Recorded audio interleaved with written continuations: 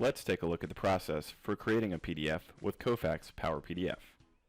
First, you'll select Open, change the filter to show all compatible file types, select a source document, in this case a Word document, and a few seconds later you've got a PDF. Now it's also possible to combine multiple source files into one PDF.